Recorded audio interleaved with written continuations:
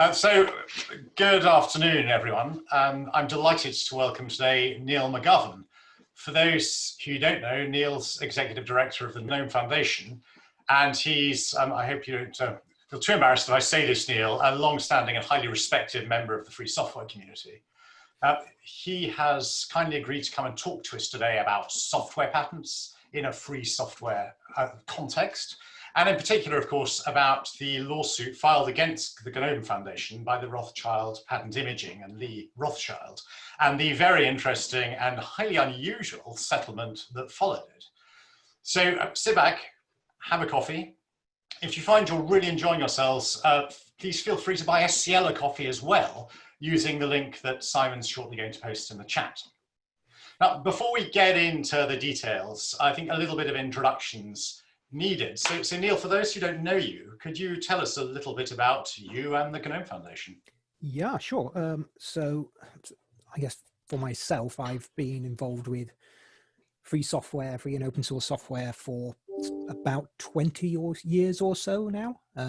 So from the very early days of getting involved with the Debian Project and various other organizations. And I'm currently the executive director for the GNOME Foundation, as you said. And GNOME is a free and open source software desktop. So if you install Linux anywhere, highly likely it's our system you're using and our apps. It's kind of the user interface that people interact with. And do you know roughly how many people use the GNOME desktop worldwide? Estimates are quite hard. I mean, because one of the things we take that is important to us and within Linux is that we care about user privacy. So we tend not to collect stats on how many users, but I think it's certainly safe to say that it's in the tens of millions. Wow, so that's a pretty wide distribution on any view. Just to give people a sense of scale, do you know on some metric how big the GNOME project is as a whole, either in lines of code or some other metric? Yeah, sure. I mean, having a look at number of contributors, I mean, we've had over 1,000 people help contribute to the project. In terms of code itself, I think we're split amongst about 50 different apps and applications, as well as the main shell. So it's not just the desktop, but it also comes with various applications which people can use, be it from calendaring to, well, in this particular patent case, a photo management app to a recipes app where people can view recipes. Wow. In terms of your developer base, I mean, obviously it's a huge demographic, but is it generally independent developers? Is it people who are employed by sponsor companies, or is it a real mix of both? It is a real mix. I think probably about 50% of our developers don't have any known affiliation to any companies. Then we have large organizations like Red Hat and Canonical and Google and even Apple who contribute to GNOME and carry on with what we're doing. So it is a real mix, and they are based everywhere in the world. So we have contributors in Africa, South America, obviously North America and Europe and Asia, all over really. So as a pretty huge project. Now, very importantly, amongst other things, a great desktop, of course, but GNOME is free software. And specifically, certainly GNOME's core, and I think all of GNOME's software is licensed under the GNU GPL, isn't it? The general public license. Yes, that's right. There's some libraries which are the LGPL, the lesser GNU public license, but basically they are, the vast majority of it, I believe, are under a copyleft license, yeah. Yeah, so you use the phrase copyleft. Could you possibly explain that concept and I suppose how it differs from the other classic free software model, which is the permissive license? Yeah, absolutely. So they are all open source and free software licenses. So you still have the right to modify and distribute your work and to let other people do the same. The slight difference is how sticky, I call them, how they kind of affect that work. Under say a BSD license, you can't combine it and modify it, and then you can pick another license to distribute it under. With the GPL, it basically says that if you take this work and modify it and redistribute it, then you must also distribute your work under the GPL. And the idea behind that is to stop is for you to work on a piece of software and release it under a license, and then have a proprietary software company take it and create a proprietary project and then compete against you on your own work which you produced. So it's a slightly more protective measure than some of the other licenses. Yeah, so in a sense, the copyleft licenses protect all downstream freedoms and don't allow commercial exploitation unless that commercial exploitation also protects the downstream freedoms. Absolutely, yeah, yeah. And I from there are sort of lawyers listening in terms of sort of due diligence around free software and open source software used in large IT projects. It's really the copyleft licenses which are the pain for precisely that reason. I mean, almost the pain is the intended effect. Obviously for positive reasons rather than negative reasons, but that's, you know, the BSD style licenses are permissive not only in the sort of the linguistic sense, but in a true sense, aren't they? You can broadly, you can do what you like. Yeah, absolutely. The other, another way of thinking about it though could be that if you as a commercial company are producing GPL software, then you want to retain some of your IP. And so it is a more sort of stronger IP case than basically some of the more permissive ones. So it kind of works both ways for both incoming and when you generate it as well. Essentially, the original author kind of retains more rights to be able to kind of modify it. Thank you for that on copyleft licenses. What I wanted to talk about is GPL v3. So the third version of the GNU General Public License. That was published in 2007, released in 2007, wasn't it, thereabouts? Yeah. And it differed from v2, which is probably still, I think, the more widely used one, isn't it? Maybe there's an inflection point, but it's a very widely used v2. It differed in a number of respects, but the one thing I want to focus on today is patent provisions, because a huge change between v2 and v3 was the patent provisions. In GPL v2 was a pure copyright license, wasn't it? It had some patent provisions in it, but it certainly did not have a patent license in it. Whereas GPL v3 introduced a patent license. And do you want to just explain what that patent license is? Sure. For in a very basic sort of terms, if you produce GPL v3 software and you use it, then you are given a license to any patents that might affect that piece of software, as I understand it, in sort of very basic terms. Kind of the background for that was when v2 came along, then software patents was not as big an issue, and certainly in 2007 or so, it was a very large problem that was affecting lots of bits of software. So the idea was to try and shield users from essentially problems around patents and being sued over them. Yes, actually, I've just sort of got here the preamble to GPL v3, which is quite interesting on this point, actually. So this will be familiar to you. Every program is threatened constantly by software patents. States should not allow patents to restrict development and use of software on general purpose computers, but obviously that's not something the license can help. But in those that do, we wish to avoid the special danger that patents applied to a free program could make it effectively proprietary. And to prevent this, GPL assures that patents cannot be used to render the program non-free. So, I mean, this is 2007-ish. the dot-com boom had been and gone.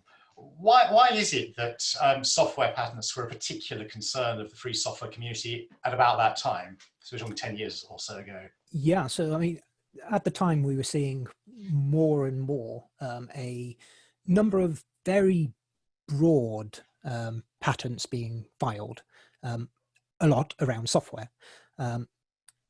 And part of the issues what was coming up was that these weren't for new or innovative ideas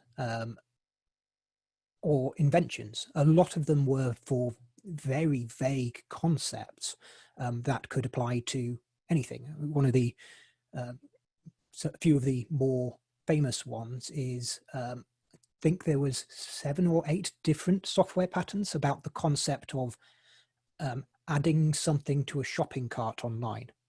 And there's a whole swathe of ones which was like the ability to do X, Y, or Z, and then with a computer added on the end. And so there was a lot of very broad things that were just saying, but so these aren't normally patentable, but if we add with a computer on the end, then it became fine. And the US Patent Office started approving a lot of these, and they didn't have the technical expertise to know what these were, or to be able to find out that actually software's been working like this for over 20 years, so this isn't anything new. And so a lot of them started to get granted, and then there was various problems that obviously came with that, with a lot of people having patents and not necessarily wanting competitors and free software to succeed. I suppose, I mean, a lot of the sorts of patents that you describe would be very likely, if litigated, to fall away. They'd be found either because of obviousness or, as you say, prior art, if people have been doing exactly the same for 20 years. But would it be fair to say that, particularly with free software, where there isn't necessarily financial backing, there sometimes is, but not always, even the risk or the risk associated with having to fight these lawsuits, even if at the end of the day you know you probably win, had a chilling effect? Absolutely. I mean, even today, your average free software author is someone who's doing it in their spare time. They're not getting paid for it. There's a large amount of free software out there that is essentially unfunded and is entirely voluntary maintained. So you can imagine if you're a student at university and produce some free software because it covers your particular need, and then you release it, the risk of getting sued is just inconceivable. You wouldn't even know where to start to even find a lawyer or how you defend against this, especially if it's multi-jurisdictional. So especially if you're not based in the US and you're being sued in the US, then where do you even go? Yeah, so I suppose if you're sort of reasonably savvy, you might take the view, you know what, yes, I've developed this useful software, but I'm not going to share it. It's just not worth the risk and grief. Absolutely. Okay, so that's the background to why GPL v3 did what it did. But that offers protection against a rogue within the tent, as it were. But what the GPL v3 license provisions didn't do, and obviously couldn't do, is prevent the assertion of a patent by a third party who hasn't actually contributed to the software base itself, because that's just a third party right. And of course, that includes non-practicing entities, of which, as I understand it, Rothschild patent imaging is one. And that brings us to the lawsuit. Now, I suspect a lot of people on this session already know a little bit about the lawsuit, but just in case there are some who don't know at all anything about it, obviously the GNOME Foundation was sued. It was the Northern District of California? Yes, that's right. Yeah. For infringement of patent 9,936,086. And I love the title of it. It was rather elliptic. It's Wireless Image Distribution System and Method, which actually rather chimes with what you just said earlier about, about patent types and scope. But anyway, the plaintiff was Rothschild Patent Imaging.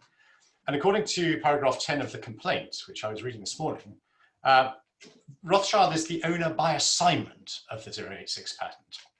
So in other words, it bought it, possibly as part of a portfolio. I don't know, maybe you do. And it was presumably seeking to monetize it by finding infringements. Is that a fair summary? Yeah.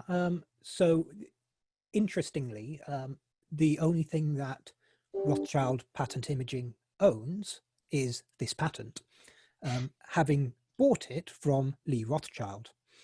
And so this is a typical one from patent assertion entities or non-practicing entities, is that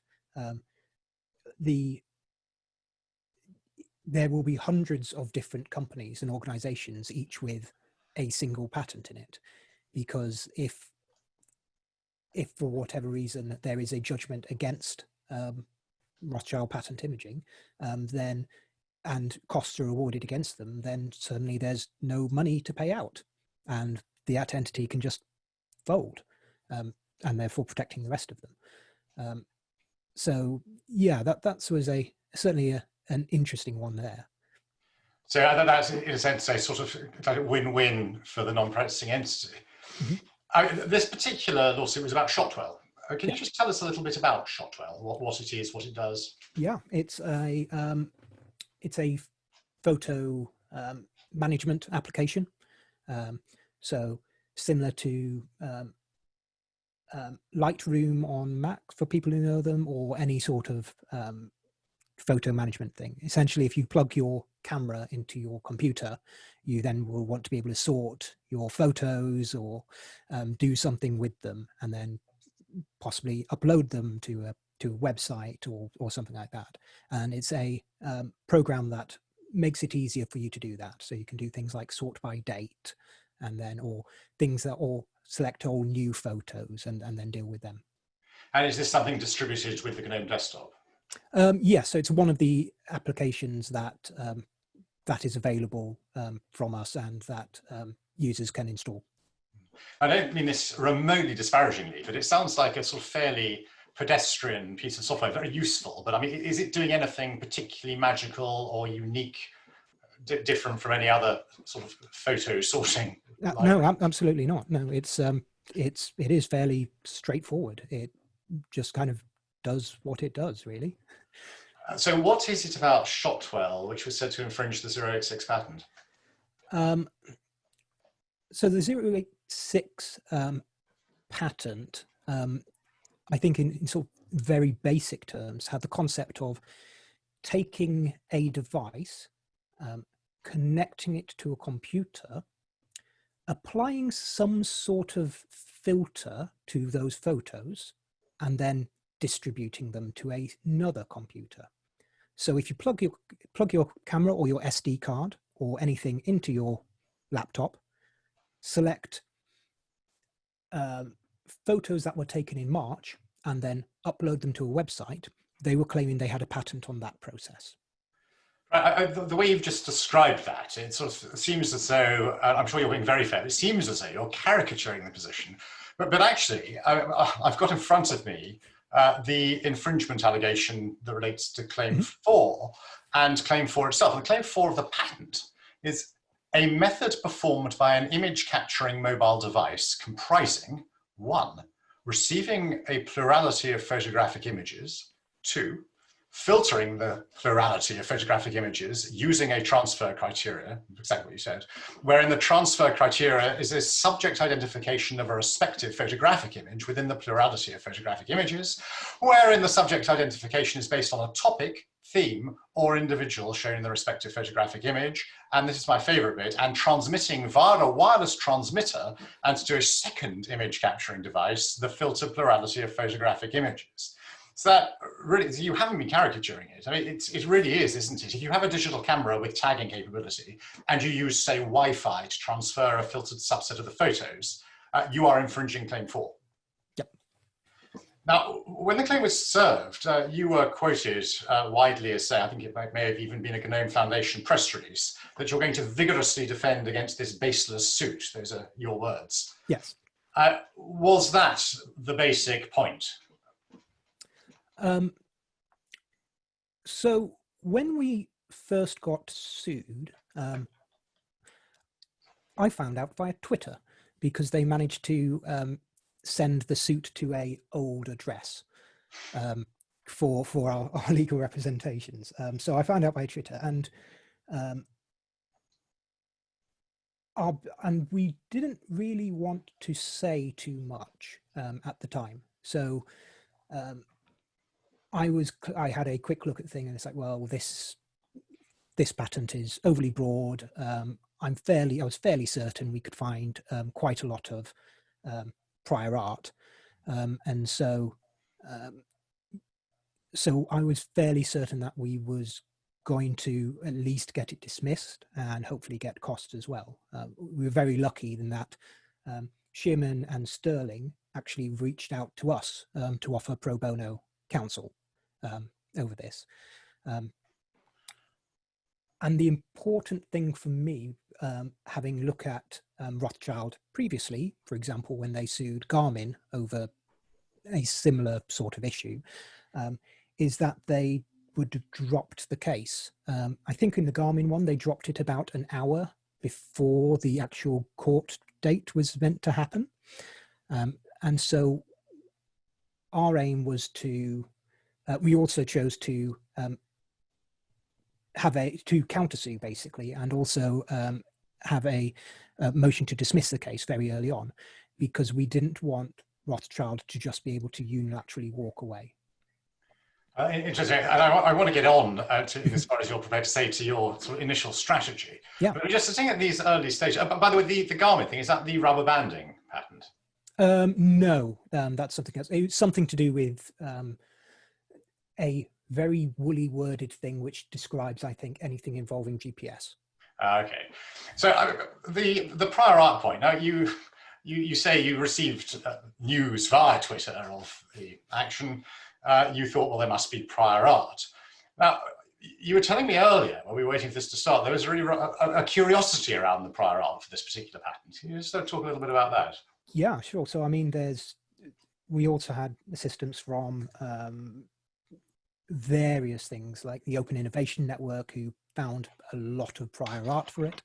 But a curiosity did happen when just before, it was in the answer to our motion to dismiss, you have to specify a infringement date, and in the US system, as I understand it, I'm not a lawyer, but as I understand it, this is when the invention became fully realized. And in their filings with their court, they, instead of picking the filing date or something near to that, they actually filed as 2017, which meant that Shotwell would have been counted as prior art for the patent over which they're suing Shotwell for. So I think there's been a lot of confusion around some of these, but yeah, I think it just generally shows that I think that the general ones that non-practicing entities are after is they're not necessarily after actually a court case. In a lot of times, they basically want a quick settlement and then to move on. And within a week of the suit being filed and us retaining counsel, we did receive such an offer. We were offered $75,000 to get a license for this patent, and that was it. That's interesting. It was not 75,000 in damages, and they wanted to injunct you as per the actual complaint and the action. They just wanted the money, and then fine, you can have a license. Yeah, I think they sued another seven other companies basically within the same week over the same patent. Right. So in a way, that although there was definitely a happy ending, which I want to talk about in great detail, but when the thing started, I mean, obviously you were facing a damages claim, you were facing an injunction, which from your perspective is rather more important, wasn't it? I mean, it was obviously a major headache. Yeah. So your strategy, it's clear from what you've already said today, it was very much to go on the offensive with this. It was definitely not a question of cave, it was a question of fight. And so you did that. Was the motion to dismiss filed, or didn't it get that far? Yep. So we had the motion to dismiss. That was filed.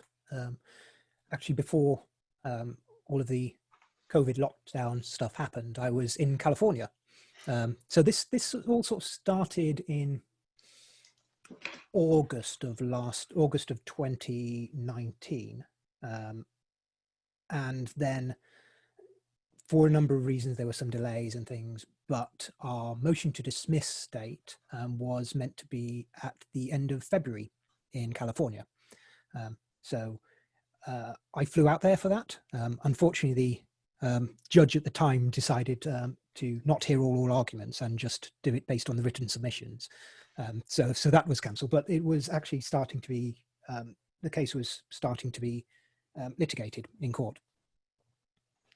And so there was a judgment on that or not? No, there wasn't. Essentially, I reached fairly early on. So after we'd filed our motion to dismiss and our counterclaim, Rothschild Patent Imaging came back and with a updated settlement offer, which is we both walk away and bear our own costs. I took the view that that possibly means they are not quite so certain of a stunning victory as they thought they were, because we also were trying to get the whole patent invalidated and costs for us. Right, so they presumably took a commercial view that firstly you now had the lawyers on board, which they probably hadn't expected. Yeah. And secondly, they were better off walking away and trying to monetize elsewhere than risk losing the asset. Yeah, and so I think that they must have wanted to extricate themselves quite badly, because although I understand you can't talk about the detail of the settlement, there are some things that are in the public domain.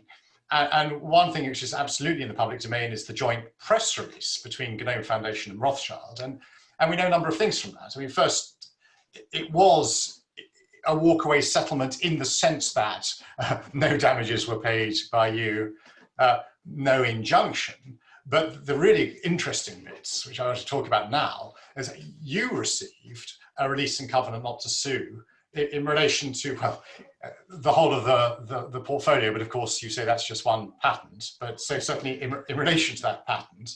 But the really, really interesting thing is that you also negotiated a release and covenant not to sue in relation to any software released under any open source license. So can you talk a little bit about that? Because I've never come across anything like that in a settlement before. Yeah, so my aim here, my approach to all of this was that it wasn't, we weren't going to settle. That would have just sent the wrong signal, because this isn't just about GNOME or just about this patent. It is about non-practicing entities applying patents against all of free software. And we need to send a very strong message to anyone out there who's thinking of doing this, that you will lose, and you will lose quite badly. And so we needed to send that incredibly strong message. And what we actually received is this covenant not to sue for all of free software, and not only for this patent, but anything that Lee Rothschild controls. So his personal suite of patents, and anything that he acquires or invents in future. So it is the message that we did get to send is that so he can basically never sue any free software ever again for anything. And it's that sort of protection which I think was our ultimate aim to try and get. So we weren't able to proceed with getting the actual patent invalidated, but for free software communities in general, essentially we've got what I believe to be a bit of a bigger win than just a single patent. Yes, I mean, that's the point, isn't it? Because what you've got through that is something you could never have got if it had been fought to the bitter end, because all you would have done, had you been successful, is invalidated the patent. Yes. And then he tries with the next one and the cycle begins again. Now, I appreciate that in a sense, I mean, this is one non-practicing entity. There are others out there. But I think it is the first time, certainly the first time I know about that this sort of settlement has been reached. Are you aware of any others? No. It was, I mean, to be honest, this was, so after they offered to have a walkaway, I kind of went back to them and said, tell you what, you pay our costs so far and give us a license for any free software for your entire portfolio. And I think our lawyers advised at this time, it's like, oh, but that's something you can go back to. You know they won't accept it, right? Because it's so broad. And it's like, yeah, but I need to put a line of this is kind of what we're after. And in the end, we did manage to negotiate that, which I'm particularly pleased with. But it's something that I think that I'm led to believe is very unusual and isn't something that normally happens. Has it been tested as yet? No, I suspect Lee Rothschild will be a bit more diligent when he chooses to assert patents and to make sure that they're not covered by any free software. Certainly if the experience of how this particular case went down. So we were able to send those strong messages, but and to show that we would fight it.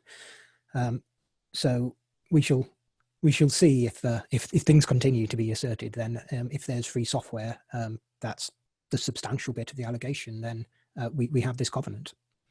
Yes, and it's been widely publicised, hasn't it? So yes, absolutely. The free software community knows about it. Yes, one of the important things for me was that when I talk in generalities about what we've got, was to be able to show it to people, because if all of free software is going to be covered by this, they need to be able to see it, to be able to see what's covered, and to make sure that I'm not exaggerating what I claim is covered. So if someone is a author of a substantive bit of free software and would arguably be covered by this, then I can share the agreement with them. So I mean, obviously it's a great result, but a huge absorber of your time and energies over the last few months. Obviously that's drawn a line under it with these people. I mean, do you see more and more of your time in the future being absorbed in fending off patent litigation, or do you think it's a bit of a one-off? My hope is that it's a one-off.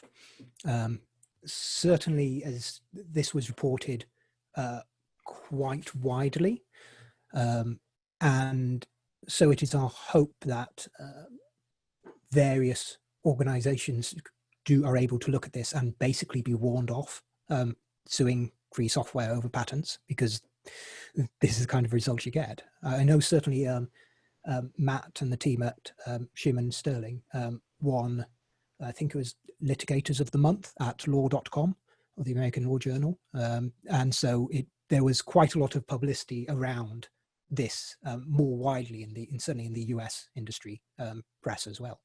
So it is my hope that that the news of what happened gets out, because I think that's the actual really important defense we have. It's not necessarily just over this particular non-practicing entity, but it's around in general, making sure that people are aware that you just don't sue free software over patents. It's not worth it. Yes, it's in a way it's not worth it, because often they won't be able to pay you anything anyway. Yeah. So in terms of trying to monetize a portfolio, what's the point? It's not worth it because actually the free software movement is very good at fighting for principles, and so there will be a fight back. And of course, really interestingly, and although it's not the first time this has happened, it's very notable and very helpful that a major and well-known law firm, without even being asked, came to you and said, you know what, we want to help.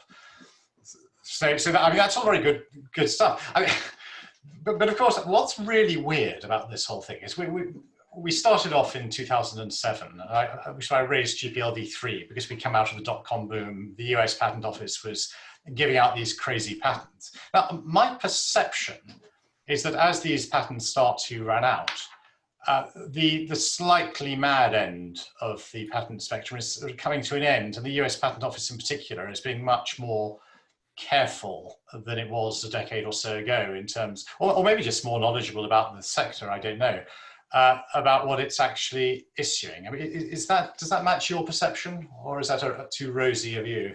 It does. Recently, I mean, there was a shift in policy to, and a couple of court cases which helped kind of redefine how patents in the US does. The typical one which is talked out is the Alice test, which basically is the adding, just because something is done on a computer does not make it patentable. And that was one of the really key ones there, and that could show lots of prior art, etc., based on that. I mean, the view within Europe is more or less software isn't really patentable. It can be thought of as either mathematics or a business process or something like that. So it's not intrinsically patentable. There is still bits in the US where this still happens. And when it can be made specific enough, then there is still, even now, active patent cases going on. See the rubber banding patent between Apple and Samsung, for example, or various design patents as well. I think at the moment things are better, but there's certainly in the US there's a lot of large lobbying firms who keep on trying to reintroduce patents, and there's certainly a lot of lobbying that goes on certainly in the Congress and in the Senate to say, look, this patent troll stuff, it's all gone away now. It's not a problem. So let's introduce this sort of legislation to help protect US innovators. So there is, I think we still need to be cautious about the future, but it certainly has got better. And hopefully with sufficient oversight and keeping an eye on things, we can keep it in this okay state at the moment. And you, of course, in a relatively unusual position in that you're a foundation, and certainly compared with large chunks of the free software sector, you've got money. You have sponsoring organizations and so on. I mean, have you, or do you know of any other foundations thought about going yourself to try and sort of patent areas of idea space and then freely license? Well, so there's a couple of things like the Open Innovation Network, for example. This is a group of, this essentially has a large patent pool, which it uses defensively. There's also the LOT network, which does something similar, which says if you're a member of LOT and you sell a patent to a non-practicing entity, or I think they use the term patent assertion entities, then you essentially give a license for anyone who's a member of that network. The slight issue in this case, because is that a pool of patents to be used defensively wouldn't really have helped in this case, because RPI don't produce anything. They don't make anything. It's purely an IP firm who produces lawsuits. Yes, I see the problem. Well, look, well done for doing that. And thank you so much for coming to talk to us. So have you got time to have a look at the couple of questions that we? Yeah, sure, absolutely. Do you see the question and answer? I do, yeah. So the first one, so this is more on software licensing, isn't it? So thoughts on whether a vendor can sell and charge a fee for providing open source software, not support. And then he's looking at the preamble to GPL v2, which suggests this is the case. Online commentators disagree. Well, do you want to answer that point? Yes, the online commentators are wrong. Would you say that? Yes. There is nothing whatsoever to stop you charging money for free software. It can be a reasonably common way of doing it. the point of free software is not around cost. It's about user freedoms and being able to modify your own code and not being stuck with some software that's in control of you rather than you're in control of it.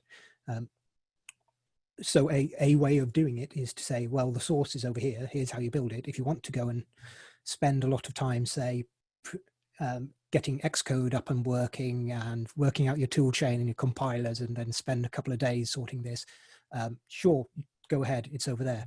Or you give us £5 and here's one which is compiled and signed and will work, and there you go. So there's nothing to stop people actually selling what is free and open source software. Yes, I suppose, I mean, quite a good illustration of what this is all about and meant to be all about is that the anti-Terrorization provisions, so-called, in V3. I mean, can you tell us a little bit about those? Yeah, so the context for what was happening is there was a increasing amount of software coming on things like set-top boxes, and the reason it's called the anti-Terrorization is TiVo at the time was one of the biggest manufacturers who put Linux onto their set-top box. They were also distributed the source code for it, and you could compile it, but that was kind of useless to you because it required only signed software for you to be able to upload it. So you had to have it authenticated. And so for the end user, that doesn't really help them much. So the clause was inserted to basically say you need to be, if you receive your device with software on, under V3, you basically have to allow the user to update that software somehow. Now, interestingly, one of the ones that is often misconstrued is that this doesn't really work with things like conditional access systems and DRM in sort of for movies. So all your set-top boxes have a set of keys, they need to be protected, and so that doesn't really work if you can modify the software to remove that protection. So a lot of people think that, okay, so you can't use V3 software in any system that's locked down, and that's not an accurate reading of what it says. All it says, excuse me, all it says is that if you do change the software, it continues to work, but it doesn't have to work as a set-top box anymore. So all your conditional access stuff could stop working. I mean, it's a general point, isn't it, that a lot of people talk about well, particularly the GNU licenses, the GPLs in their various species, without really understanding what it is, A, that they say, and B, what the likely effect of that is. And I think that one of the problems is, of course, there are some very strong names and strong writers in the community who have views, some very valid views, some less so, on what these various licenses mean. And the testing in a court of law is perhaps not as frequent, I was going to say not as frequent as we'd like. That's not the right way of putting it at all. But there has not been a great deal of testing of some of the key provisions of GPL v2 or 3 in any court. Yeah, absolutely. And I think a lot of the approaches from free software has been to, free software authors are not interested particularly in court cases. What they want is compliance with the license. What they want is people to like publish the source code, please. And that's been kind of the key thing. So the first step from a lot of free software authors and upstream authors is to basically try and push for them to just produce the source code. So there is often not threats. It's quite rare for there to actually be lawsuits that happen, because I think people would much rather work with organizations to bring them into compliance. Yes. I mean, but of course, for us lawyers, it's a disaster because we're desperate for legal certainty. So I love this next question. So I'm going to ask you. So industry shifts to cloud service provision poses an existential threat to free and open source software. Because FOSS can be used, but as no software is distributed, there's no requirement to open source. The new GPL attempting to require open sourcing of cloud deployed FOSS is too late and ineffective. That's a reference to a Faro, presumably. Where to next? Well, the where to next is very much one for you, isn't it? Yeah, I mean, this is an issue that I think is becoming really quite interesting to people, because it is something a little bit broader than just free software and its copyright license or even patents or trademarks. This is a issue about user control over their own computing. So in the 1970s, you had big IBM mainframes and a sysadmin who allowed you to access your computing via a terminal if you were lucky and you asked them very nicely, and you're only allowed to do what they were told to do. And now, in some ways, we are going back to a thing where that mainframe is now the cloud, and your access is via a particular website that you're allowed to or not use. I think that sounds like a little bit like there isn't hope, but I think there is. Ever since basically the Cambridge Analytica scandal happened, people are becoming a lot more aware of what happens with their data and being in control of their own computing. And we've seen a large increase on user privacy and being able to sort of control your own computing. I don't know if anyone's tried to use Windows 10 without an internet connection, for example, but you're not going to have a great time. And so there's areas I think we will continue to progress in. So there can be places, I mean, for example, 2/3 of the world don't use computing at all. And because it just isn't accessible to them. So we're doing like a lot of work in Africa in developing nations, or lots of places where there's not an internet connection. And so interesting places like that, but also where people care about accessibility.